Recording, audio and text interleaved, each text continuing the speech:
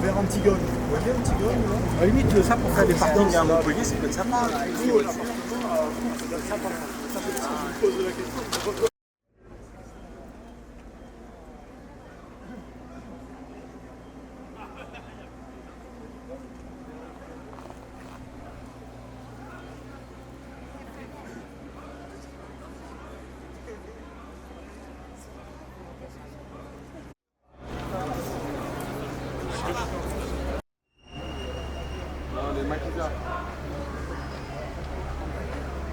Et Alexis, mets-toi sur la troisième en milieu là. Répète là.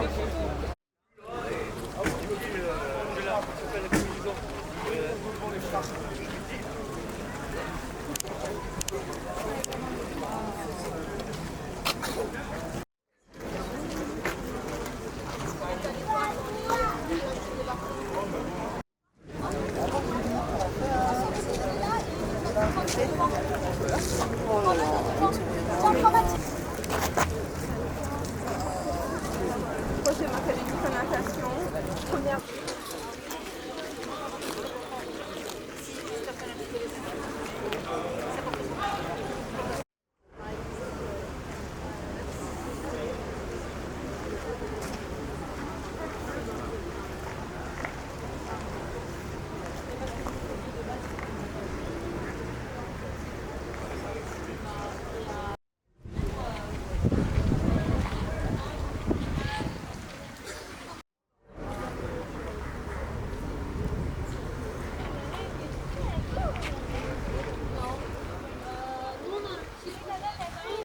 Ils viennent des alentours d'Avignon, Modène, Avignon, par là-bas.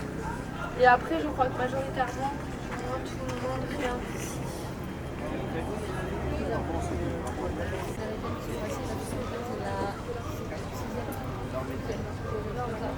Qui sont passés, donc du coup, on est forcément fait ça.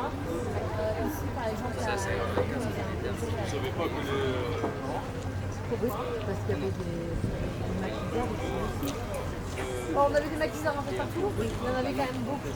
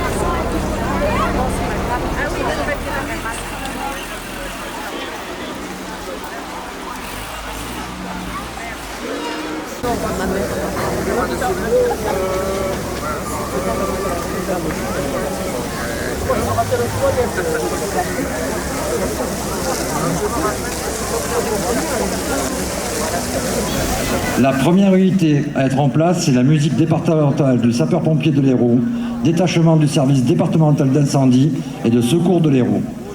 Transférée à Draguignan dans le cadre de la réorganisation des armées de terre et de l'optimisation de son outil de formation. L'école de l'infanterie a comme mission majeure de former et d'entraîner les chefs d'infanterie, du sergent au capitaine.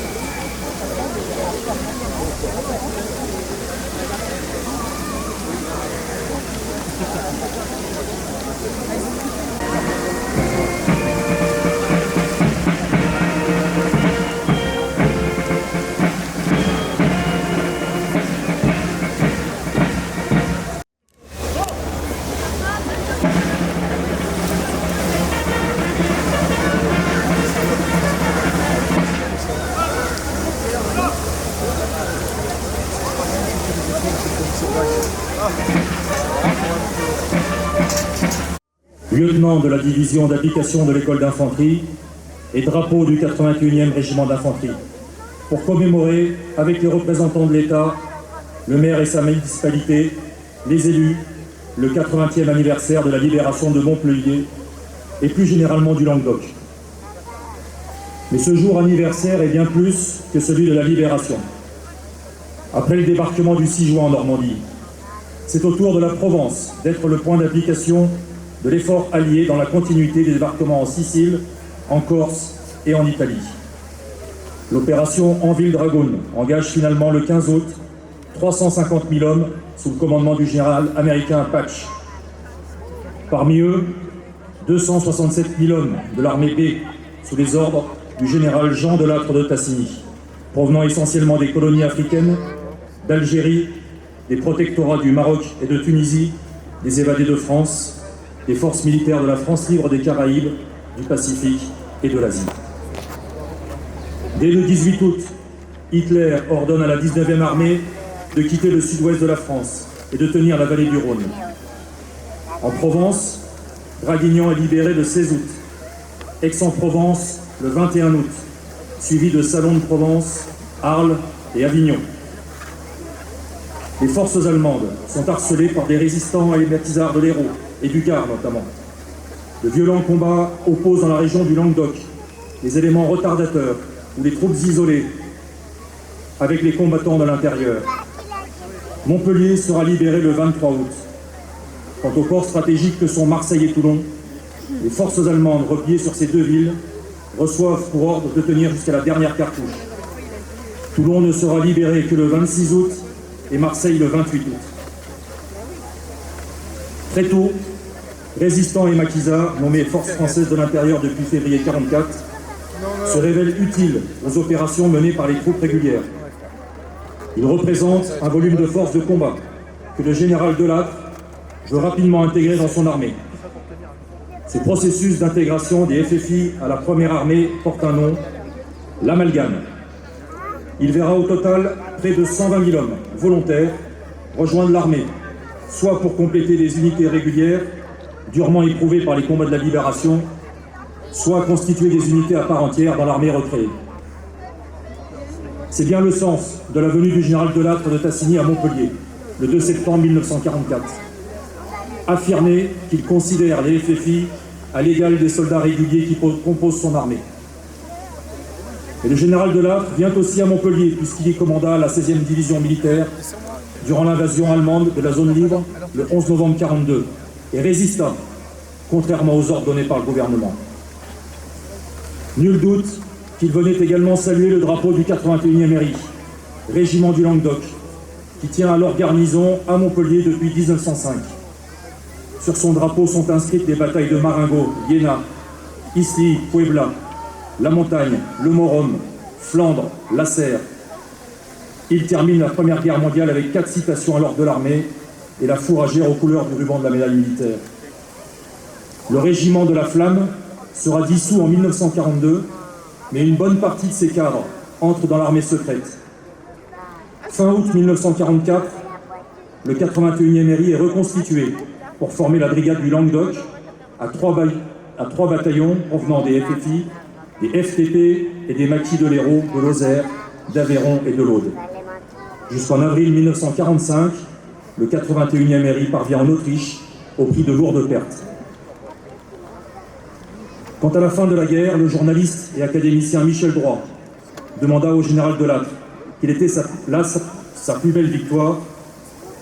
Il s'attendait à entendre Toulon, Marseille, Autun, Belfort, Mulhouse, Colmar, Karlsruhe, Freudenstadt, Stuttgart, Ulm. Sa réponse fut l'amalgame. Le débarquement de Provence, c'est la recréation de l'armée française, la libération de la Provence et du Languedoc. C'est aussi et surtout l'honneur retrouvé de la France qui siégera à la table des vainqueurs avec les Alliés. Le débarquement de Provence, c'est aussi l'honneur retrouvé de toute une nation qui reprend sa liberté des armes à la main, mêlant force de l'intérieur et force venue de l'outre-mer dans un même effort. Montpellier, première grande métropole du sud de la France, qui s'est libérée elle-même, illustre le mouvement national d'ampleur qui contribuera à remettre sur pied un pays, à rétablir son fonctionnement administratif et permettre à nouveau la vie libre de ses citoyens. Fermez le banc.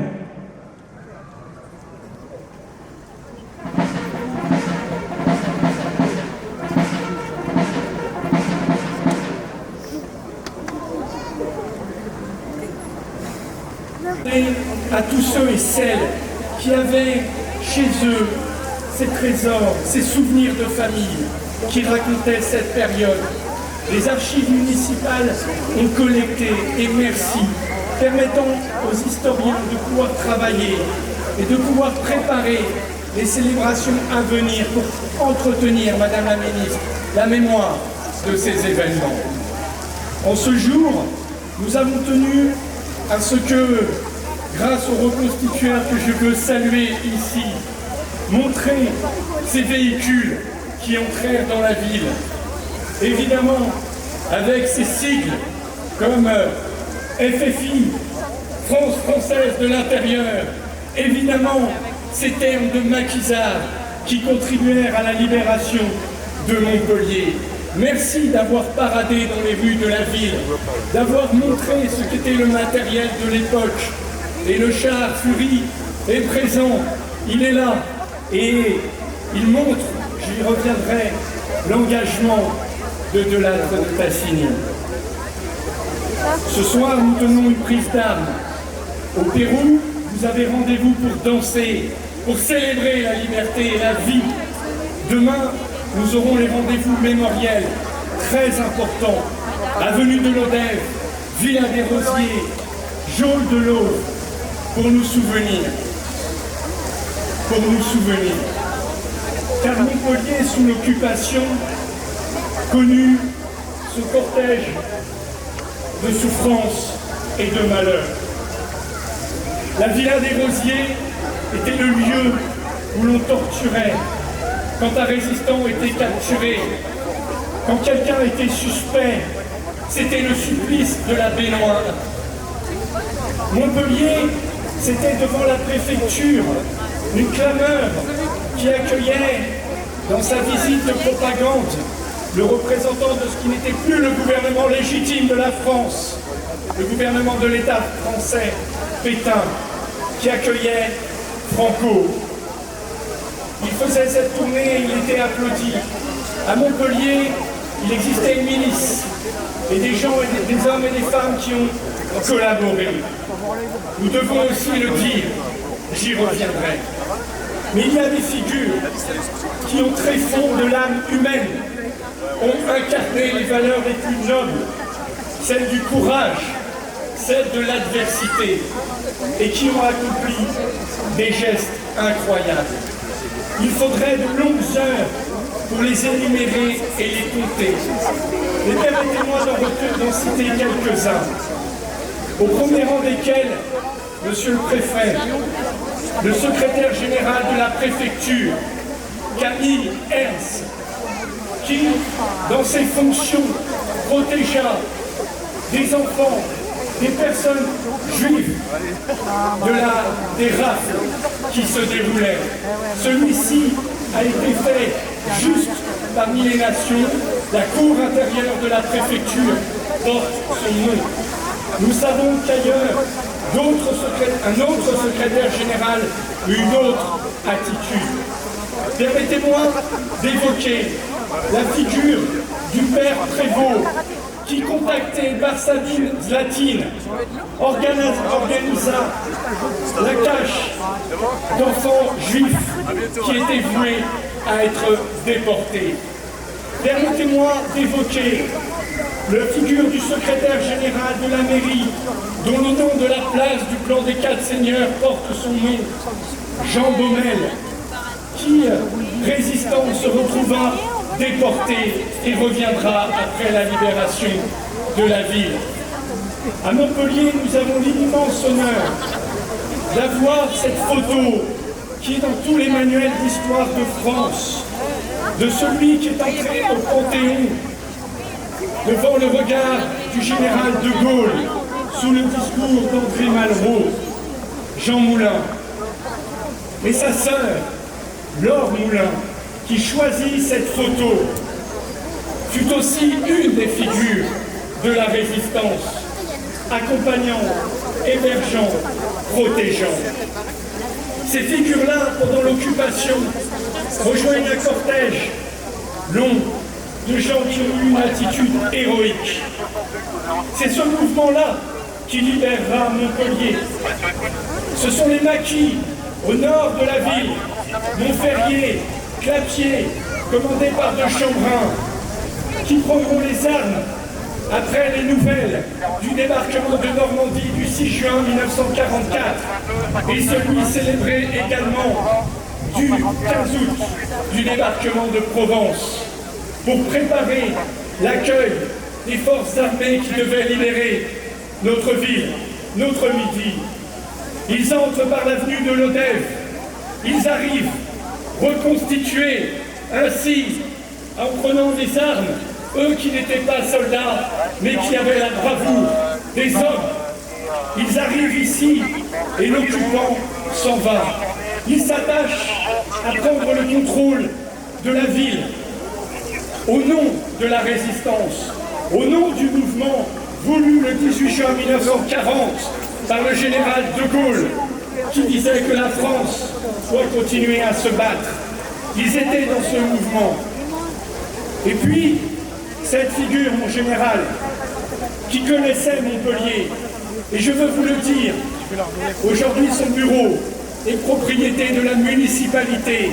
Cela permettra à chacun de visiter le bureau du général Delattre de Tassigny.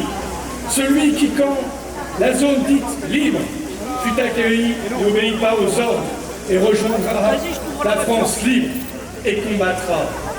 Oui, il leva les armées d'Afrique à l'image du général Leclerc, commandant la 2e DB. Il arrivera ici, dans sa ville, où il assurera son commandement. Et alors, mesdames et messieurs, est-il possible pour nous d'imaginer ce que pouvaient ressentir les Montpelliérains et les Montpelliéraines quand, le 27 août, la première édition de la presse libre Midi Libre sortait, et du 2 septembre, quand ici, sur cette place, par la rue Victor Hugo, le char et le général Delattre de Tassigny arrivaient sur la place de Montpellier, la place de la Comédie. La clameur, la joie, l'effervescence étaient là. Puissions modestement nous dire que ceux et celles qui encouragèrent, qui remercièrent les libérateurs, donnèrent des forces à celui qui devenait le chef de la première armée, qui après le 2 septembre quitta Montpellier, et quand Leclerc, au nom de la 2e DB, se rendait dans le Nid d'Aigle, c'est-à-dire la résidence privée de celui qui incarnait le régime des ténèbres, la résidence du Führer, il reçut lui instruction d'aller jusqu'à Berlin. Et il siégeait parmi les vainqueurs, recevant de Caïten l'acte de capitulation sans condition du régime nazi. Ainsi de l'acte de magnifique que vous nous avez donné. Vous nous invitez à rester des citoyens libres. C'est cette promesse des 80 ans de la libération de Montpellier. Nous connaissons le prix du sacrifice et nous avons, nous, le devoir de vivre librement, mais aussi de ne pas oublier à quel prix a été acquise la liberté. Aux Montpelliérains les plus anciens qui sont venus me voir et qui me racontaient leurs souvenirs d'enfants, je veux vous dire, associés à l'histoire de Montpellier, aux valeurs de notre pays. Vive la République et vive la France!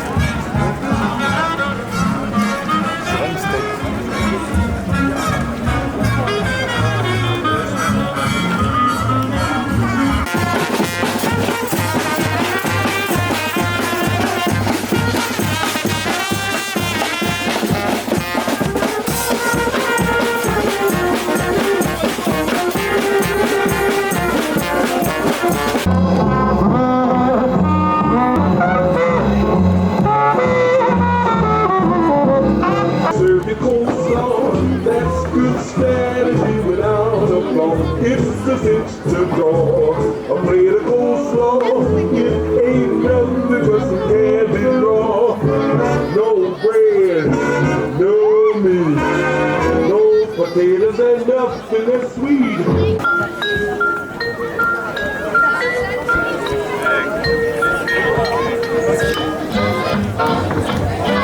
Donc là, il y a une musique qui t'emporte, tu vois, et t'as envie juste de bouger ton bassin déjà, tu vois, c'est pas mal. De l'autre côté, tu peux aller de tous les côtés. Hein.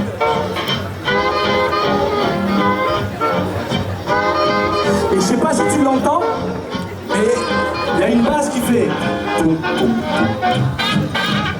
T'entends ça ou pas? Mais je vais essayer de rebondir sur la basse.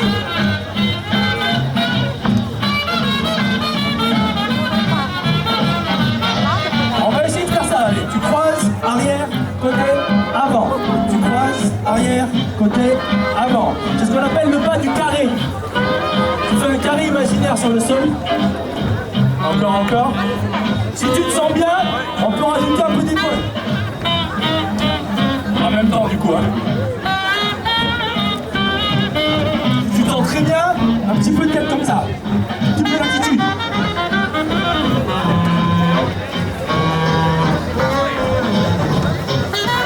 Tu gardes l'attitude. Maintenant, on va essayer de descendre en bas tous les temps. Tous les 2 temps, pardon.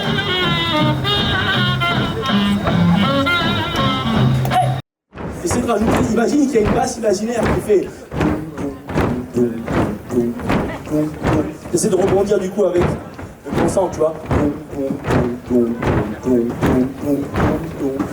On va clapper des mains sur le dos. 1, 2,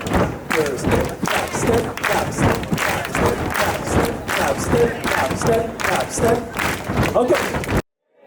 Que jusqu'au bout de ma vie, plus jamais, au grand jamais, je claperai sur 1. Tu l'as promis, ok? On retourne musique, on se refait un petit...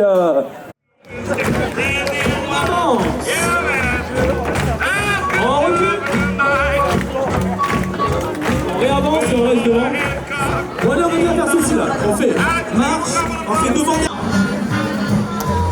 Et tu chantes. Et tu chantes. Allez, d'avant en arrière.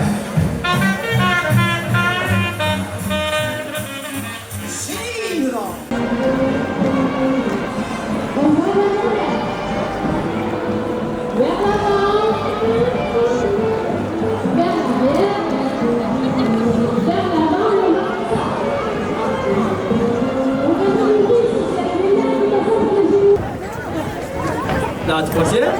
Attention, préparation. 1, 2, 3, 4, 5, 6, 7, et boum, bam, boum, bam, bam. Hop, ah, ah, hop, ah, ah. On trouve quelqu'un, on fait 1, 2, 3, 4, 5, 6, blam. Charles donne à 2. Oh, oh, oh.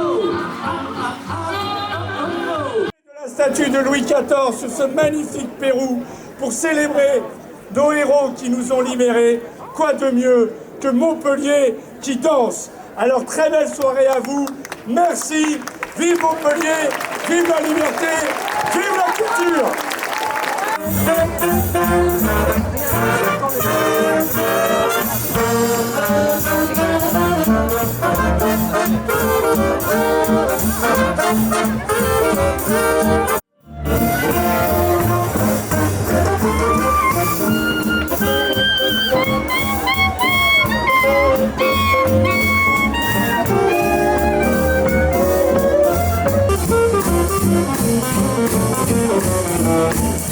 Thank you.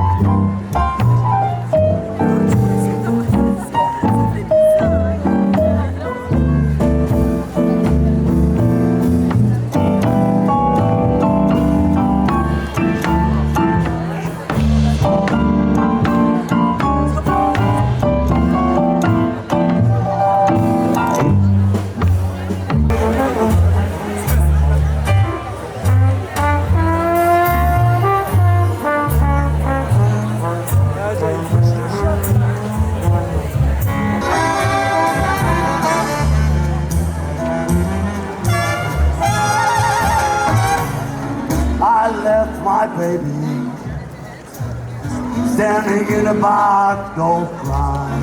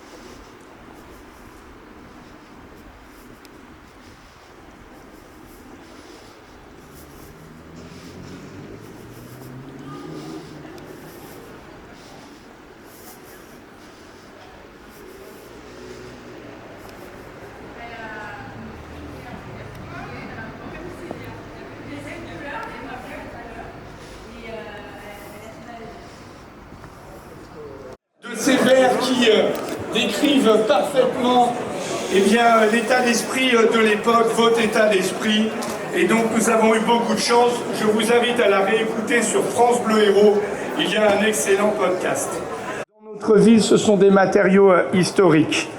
Au titre des remerciements, je voudrais aussi saluer très chaleureusement nos forces de sécurité, notre nouveau DND, le général Flores, évidemment, Marjorie Ghisoli, monsieur Guiroudot de la police municipale, qui à la fois présente aux commémorations, assure notre sécurité, mais aussi œuvre au devoir de mémoire. Et je veux vous le dire avec beaucoup de force et d'émotion, hier, le drapeau du 81e régiment d'infanterie sur la place de la Comédie, pour beaucoup de Montpelliérains qui ont été à l'EAI, chère Hélène, eh bien, était un symbole extrêmement fort. Il me revenait de le dire ici solennellement à la mairie, tout comme au général d'avoir la voiture de Jean Guisonnier. Et en aparté de la cérémonie tout à l'heure, avec monsieur le maire de Sète, nous allons pouvoir restaurer sa sépulture et donc œuvrer au respect de ceux qui ont été victimes de la barbarie et continuer à entretenir le souvenir. Dans les remerciements, je voudrais aussi avoir une mention spéciale. 300 000 dans la ville-centre, un demi-million à l'échelle de la métropole. Et je salue mes collègues et amis maires qui me font la délicatesse d'être présents ici aujourd'hui. Notre ville change, notre ville grandit, notre ville évolue. Mais nous ne pouvons pas écrire l'avenir et la modernité de notre ville sans nous souvenir, sans inscrire des repères dans notre mémoire collective. Il en existe beaucoup. Bien sûr, sa date de fondation, le 25 novembre 985. Bien sûr, cet édit du seigneur de la ville Guillaume VIII en 1181, qui se trouve dans la faculté de médecine, qui rappelle que ici les médecins chrétiens, juifs et arabes pouvaient librement enseigner et recevoir l'enseignement de la médecine. Commémorer évidemment la période douloureuse de l'intolérance religieuse et le siège de Montpellier en 1622. Bien sûr, raconter les événements liés à la Révolution française. Bien sûr, évoquer, cher Fabrice Bertrand, nous aurons un rendez-vous pour les fusillés du 2 décembre 1851 et l'histoire difficile de la République dans la ville. Commémorer l'histoire viticole et comme tu l'avais fait, chère Hélène, le centenaire de la grande manifestation de 1907 à l'hôtel de ville. Commémorer et nous souvenir, comme nous l'avons fait, notre municipalité, le moment de l'accueil où la ville a gagné 30 000 habitants avec les rapatriés d'Algérie. Nous l'avons fait en 2022. Eh bien aujourd'hui, nous commémorons les 80 ans de la libération de notre ville. Il y a souvent, hier au moment du swing, cher Sébastien, il y a un jeune qui était là et qui dansait et qui dit « Monsieur le maire, je m'installe dans votre ville ». Et il fallait qu'il prenne cette flamme de notre histoire, parce que ainsi nous allons pouvoir continuer à développer notre ville, parce que nous voulons nous souvenir. Et moi je suis très reconnaissant, parce qu'à l'occasion de ces célébrations, nous avons tenu à refixer des choses oubliées de notre mémoire. Je veux dire, monsieur et madame Benoît, ayant droit de Jean Moulin, que j'ai été à l'instant très touché de vos mots, quand vous m'avez dit « merci aussi de vous occuper de l'or ». Oui, la sœur de Jean Moulin était une des grandes figures de notre ville. Elle accueillait Jean Moulin, mais elle était aussi une contribution importante à la résistance. Et je cherche du regard celle qui est venue lors de l'inauguration et qui m'a dit ainsi « Je me souviens, enfant, je jouais sur ses genoux, parce qu'avec Albin Tixador, Laure Moulin, Jean Baumel, il y avait ce cercle des grandes figures de la résistance. Je me réjouis que nous ayons pu mettre davantage à l'honneur la résistance spirituelle, dont un livre formidable, je ne l'ai pas ici, que je vous recommande, de Jérôme Cordelier, grand journaliste au Point, a mis en lumière combien la résistance spirituelle avait été importante dans notre ville. Celle évidemment de l'abbé Parguel, pour lequel un nouveau monument a été érigé, rue du Docteur Peset, pardonnez-moi, vers l'université Paul Valéry. La figure du Père Prévost, qui joua un rôle important. Et quelle joie de pouvoir voir à cet instant le rabbin Daniel Knafo et Monseigneur Turini ensemble pour cette célébration. Parce que le Père Prévost, dans l'enclos Saint-François, accueilla à la demande de son amie Sabine Zlatine des enfants parce que juifs et les protégea. C'est pour cela qu'avec M. Cotte, nous avons engagé une démarche d'inscription du Père Prévost juste parmi les nations pour qu'il vienne rejoindre les grandes figures montpelliéraines comme Camille Ernst, comme Suzanne Babu, comme Camille Pascal, encore vivant, qui ne rate jamais nos cérémonies, et tant d'autres, la figure des justes, parce qu'ils sont les figures inspirantes du courage. Ce travail mémoriel, nous l'avons fait aussi sur un sujet douloureux, qui sont les victimes civiles de la libération de Montpellier. Ici, rive gauche, sous l'impulsion d'Hélène Mandroux, maire à l'époque, nous avons fait le premier monument à la mémoire d'une des victimes de la libération. Et le 5 juillet 2024, jour pour jour, heure pour heure, nous avons dévoilé une stèle à la mémoire des victimes civiles. Et nous avons entendu une dame qui avait 5 ans à l'époque, qui était là, invitée. Sa prise de parole n'était pas prévue et je l'en remercie d'avoir répondu présent. Et qui nous racontait encore, avec les larmes, le traumatisme qui était le sien, celle d'un enfant, d'avoir dû répondre à l'injonction immédiate de se cacher sous la table, de voir les meubles trembler, Cette peur qui l'a saisi ce 5 juillet 1944 l'a toujours habité. Ce fut un des moments très forts, cher Sébastien, de nos célébrations. Comme hier, une dame qui me dit « Merci, monsieur le maire, il y a le nom de ma grand-mère à cet endroit ». Ce n'est rien, madame, c'est juste nous qui faisons notre devoir. Il y aura d'autres noms à inscrire, d'autres travaux à effectuer. Le nom des 250 personnes qui ont connu l'expérience de la torture à la Villa des Rosiers. S'il y a la plaque, il doit y avoir leur nom. 150 furent déportés. Certains revinrent, Jean Baumel, Albin Tixador et d'autres jamais ne sont revenus. Ce travail, donc, vous le voyez, va continuer et nous avons besoin de vous. Et je veux vous donner ce message. Monsieur le procureur général, le procureur Bélargent, lors de l'audience solennelle, eut un mot à mon égard en disant « Monsieur le maire, je vois que vous célébrez les 80 ans de la Libération, je trouve ça très bien, et il m'a demandé que nous puissions dénommer un par une rue un lieu. Ça a été chose faite immédiatement. Et quel lieu? Le parvis de la faculté de droit. Alors ainsi Tétinger est à l'honneur. Et je vous demande de nous aider pour que nous continuions à entretenir cette mémoire. Car la pire des outrances et des insultes que nous pourrions faire, c'est le tombeau de l'oubli à ceux et celles qui ont contribué à la liberté. Alors, politique mémorielle, à travers nos délibérations, à travers nos cérémonies, mais une politique mémorielle, mesdames et messieurs, qui doit être aussi vôtre. Et je veux ici vous le demander solennellement. C'est bien sûr le rôle du maire et des élus de la République. C'est bien sûr le rôle de l'institution scolaire et les professeurs que je veux saluer.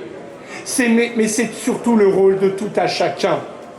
Une société qui avance sans repère est une société qui se perd et qui se perdra. À chaque fois, il faut s'emparer de ces références. Et je veux le dire avec beaucoup de force. Au moment où des forces obscures travaillent notre propre société française, le racisme et l'antisémitisme, il nous faut non pas avoir une mémoire pesante, mais faire vivre une mémoire ardente. Et j'ai la faiblesse de penser que quand dans ce moment qui m'a terrifié, quand des propos antisémites ont été tenus par un monsieur à l'endroit d'un de nos concitoyens dans le tramway, que si des Montpelliérains ont pris la parole et ont sorti quasi manu militari celui qui commettait un délit pénal et qui a été pour cela d'ailleurs condamné, je pense que c'est parce que les uns et les autres, nous continuons à parler. Nous devons collectivement être les gardiens vigilants de cette mémoire. Ces noms de rue ne sont pas que des adresses postales. Ils racontent le courage, l'héroïsme et l'adversité. Nous devons en être les gardiens. Les choses vont bien, même si nous sentons les inquiétudes. Les choses vont bien parce que quand nous parlons à la jeunesse, elle entend cela. Que quand hier nous voyons beaucoup de gens danser, ils comprenaient le sens de cette danse. Comme vous, cher Charlie Sanson, qui avez chanté. C'est ces clameurs de liberté que nous devons continuer à vivre.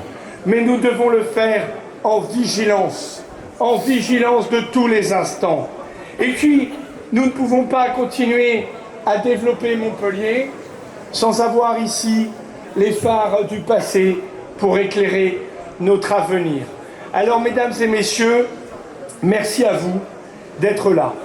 Merci à vous de vous documenter, de continuer à partager, pour être finalement les passeurs de la mémoire, les gardiens de la mémoire, et d'une certaine manière, et j'ose ce parallèle, c'est suffisamment rare et c'est un peu périlleux là, mais voyez, la République, elle est combat, elle n'est jamais évidence, elle est combat, elle est née avec les valeurs de la Révolution française, valeurs de la France, mais nous croyons valeurs universelles, comme le président du comité paralympique a eu ces mots aux côtés de Tony Estanguet, qui a dit « La liberté, l'égalité, la fraternité, c'est partout dans le monde.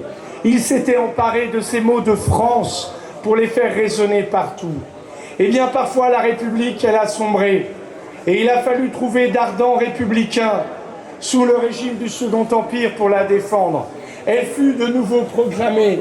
Et il fallait des maires, il fallait des responsables d'associations, il fallait des citoyens pour faire des commémorations et des fêtes populaires pour l'inscrire définitivement dans la République. C'est vrai que beaucoup de choses se jouent à l'Assemblée nationale, mais il n'y a de pays forts que s'il y a des citoyens engagés, conscients de leur histoire, et comme nous l'a rappelé le général hier de son ordre du jour, des citoyens attachés à la liberté. Soyons les garants de cette liberté chèrement retrouvée. Vive Montpellier, vive la République, vive la France!